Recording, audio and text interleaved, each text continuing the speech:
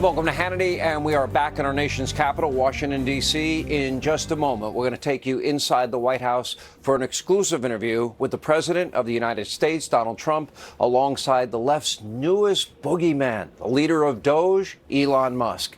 In less than a month, both President Trump and Elon Musk, they have taken a wrecking ball to the deep state, all while exposing a shocking amount of waste, fraud, abuse, corruption at the federal level. But this is only the beginning. Brick by brick, dollar by dollar, penny by penny, the American people are taking their country back from the grips of what is an out-of-control bureaucracy, and not a moment too soon.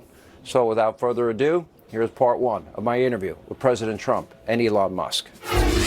I've got to start with this. So he's working for free with Doge. He's kind of put a lot of his life on hold. And you sued Twitter a number of years ago. You just made him pay you $10 million? That's right. That's right. That's right. Well, I sued from long before he had it. Yeah. And I mean, they really did a number on me, you know. And I sued, and they had to pay. They paid $10 million settlement. You're okay with that? I mean, I left it up to the lawyers and you know the team running Twitter. So I said, you guys do what you think is the right. It makes sense. I think it's fun. I think it's a very low. I was looking to get much more money than that. So you gave him a discount when the lawsuit. He got a Oh, he got a big discount. I don't think he even knows about it. He's become one of your.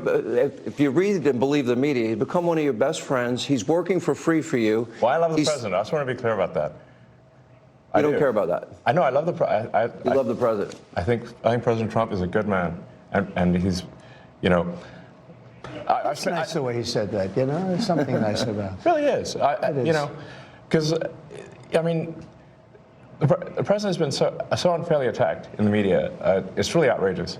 And I've at this point spent a lot of time with the president, and not once have I seen him do something that was mean or cruel or wrong.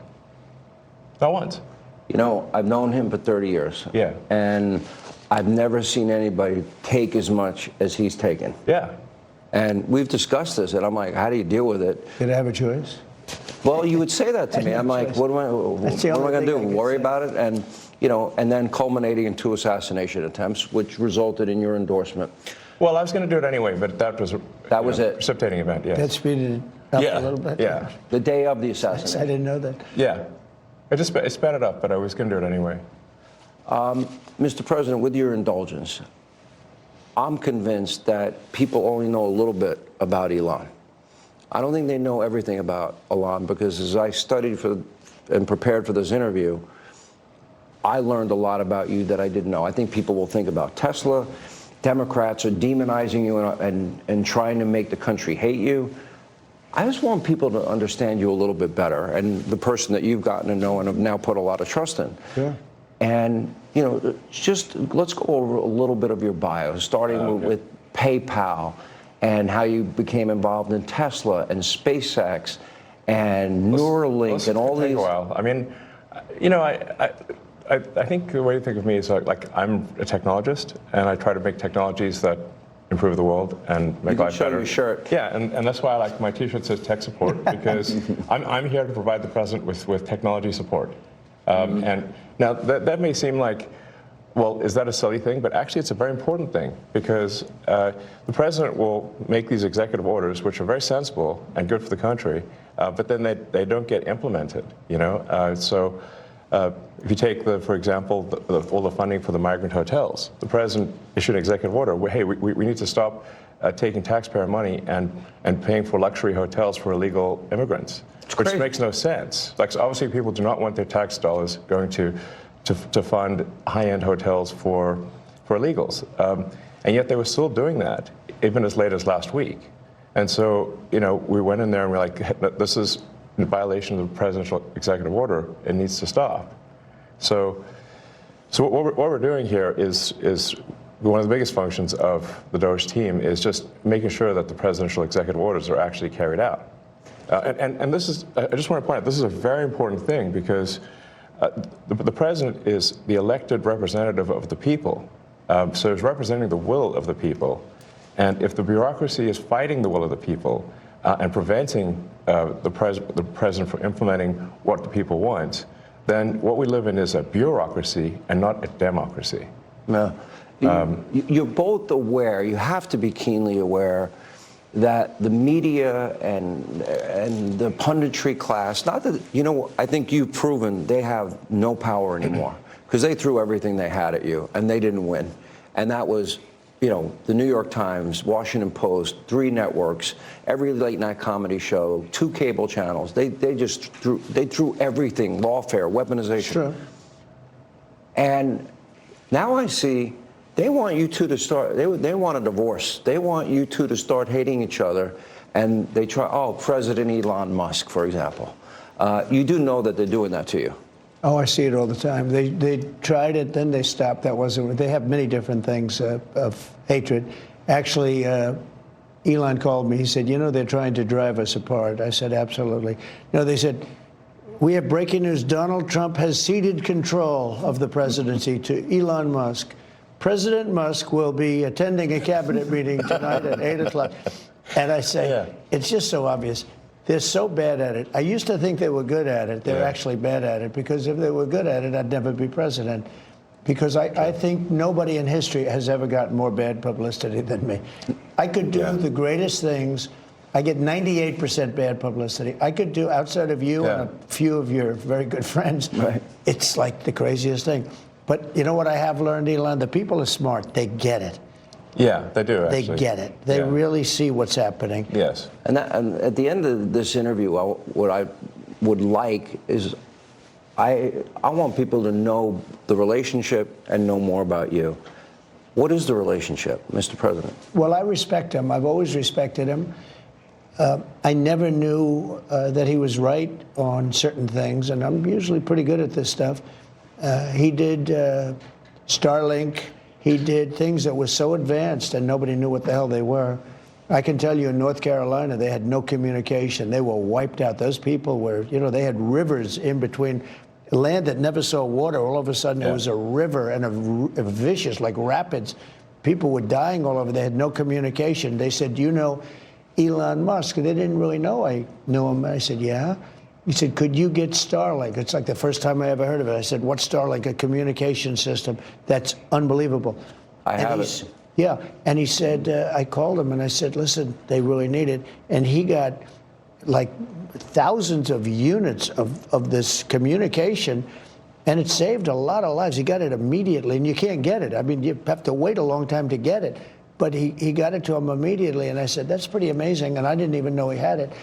We watched the rocket ships, and we watch Tesla. I think, you know, something that had an effect on me was when I saw the rocket ship come back and get grabbed, like you grab a beautiful little baby. You grab your baby. It just hug the rocket. I've never seen. Right, everything needs a hug, including rockets. No, but and he said, you know, you can't really have a rocket program if you're going to dump $1 billion into the ocean every time you fly. You have to save it. Right. And he saved it. First time that I've ever seen that done. Now nobody else can do it. If you look at the U.S., Russia, or China, they can't do it, and they won't be able to do it for a long time. He has the technology. So you learn. I wanted somebody really smart to work with me in terms of the country, a very important aspect. Because, I mean, he doesn't talk about it. He's actually a very good businessman. And when he talks about the executive orders, and this is probably true for all presidents, you write an executive order and you think it's done. You send it out. It doesn't get done. It doesn't get implemented. They don't implement it. Maybe they're from the last administration, and they are in some cases. You try and get them out as fast as you can. But I could, as soon as he said that, I said, you know, that's interesting. You write a beautiful executive, and you sign it, and you assume it's going to be done, but it's not. What he does is he takes it, and with his 100 geniuses, he's got some very brilliant young people working for him that dress much worse than him, actually. Yeah, they dress in just T-shirts. You wouldn't know they have 180 IQ. Wait a minute. So he's your tech support. No, he is. But he's much more than that. I actually am tech support, though. But he gets it done. He's a leader. Yeah. He really is. He gets it done. You get a lot of tech people, and you have people that are good with tech, but he gets it done. You know, I said in real estate, you had guys that would draw beautiful renderings of a building, and they'd draw the rendering. It would be great. And you say, great, when are you starting? But they were never able to get it built. They couldn't get the financing. They couldn't get the approvals. It would never get done. And then you have other guys that are able to get it done. You know, they could just get it done. I was in real estate. Same thing in this. He gets it done. So when he said that, he said, you know, when you sign these executive orders, a lot of them don't get done, and maybe the most important ones. And he would take that executive order that I'd sign, and he would have those people go to whatever agency it was. When are you doing it? Get it done, get it done. And some guy that maybe didn't want to do it, all of a sudden, he's signing. He just doesn't want to be bothered.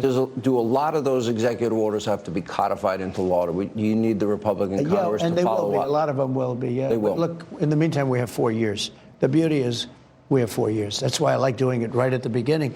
Because an executive order is great. I mean, the one problem, it's both good and bad.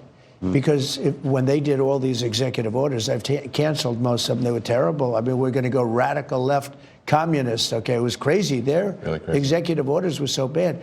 If they ever got them codified, you'd never be able to break them. So the damage that Biden has done to this country, and it's not even Biden, it's the people that circled him in the Oval Office, okay? But the damage they did to this country, in terms of, let's say, open borders, you know, there's so many things, but open borders, where millions of people poured into our country, and hundreds of thousands of those people are criminals. They're murderers, they're drug dealers, they're gang members, they're people from prisons from all over the world. And we have a great guy, Tom Homan, and he is doing so incredibly. You saw the numbers, they're now like 96%. 95%. He is a phenomenal guy. And Kristi Noem is doing an unbelievable job. And he wanted her. He said, she's so tough. And I said, I don't think of her as that way. You know, she's very nice. He said, no, she's so tough. And she is. I see with the horses. She's riding the horse. Let's go. She's great. But the team we have is really unbelievable. But those executive orders, I sign them, and now they get passed on to him and his group and other people, and they're all getting done. We're getting them done. Let me go back a little bit to your background, because it's beyond impressive. You were the chief engineer, for example. You were an early believer in Tesla. You became the CEO, and then the chief engineer, which was phenomenal. SpaceX, same thing, which is unbelievable. I mean, you were the first company, private company, to send astronauts successfully into space. First private company to send astronauts into orbit. Yeah. That's pretty deep. He's going to go into orbit soon. Okay. Yeah. No, he's going to go to Mars. He's Starlink. At some point. Huh? Yeah. Is in over. But they was asking, like, do you want to die on Mars? And I say, well, yes, but not on impact. Starlink is in 100 countries. This is going to be hard. I feel like I'm interviewing two brothers here. You go ahead. Star Shield, which could be used for national defense. Yeah, it is already being used for national defense. Then you have what is it called? Optimus, a part of Tesla. The robot, yeah. A robotic arm. Then you have an AI arm. And then you have something that really fascinated me, and it's called Neuralink. Yes. You might help the blind to see, and people with spinal cord injuries, that they can recover, where in the past, how close is that to becoming a success? Neuralink, we've implanted Neuralink in 3 patients so far who are quadriplegics, and it allows them to directly control their phone and computer just using their mind, just by thinking. It's like, so we call this product telepathy. So you control your computer and phone just by thinking, and it's possible to actually control the computer and phone faster than someone who has working hands. Then the next step would be to add a second Neuralink implant past the point where the neurons are damaged, so that somebody can walk again, and so they can have full body functionality restored. And you like Bobby, right? I like Bobby, actually. Yeah, I think I supported Bobby Kennedy. I think he's unfairly maligned as someone who is anti-science, but I think he isn't. He just wants to question the science, which is the essence of the science. The scientific method fundamentally is about always questioning the science. Well, they didn't tell us the truth about COVID. Correct. That's for sure. Yes. And we learned a lot with the Twitter files. And that just then raises a question. You're the richest man in the world. You may not like that part.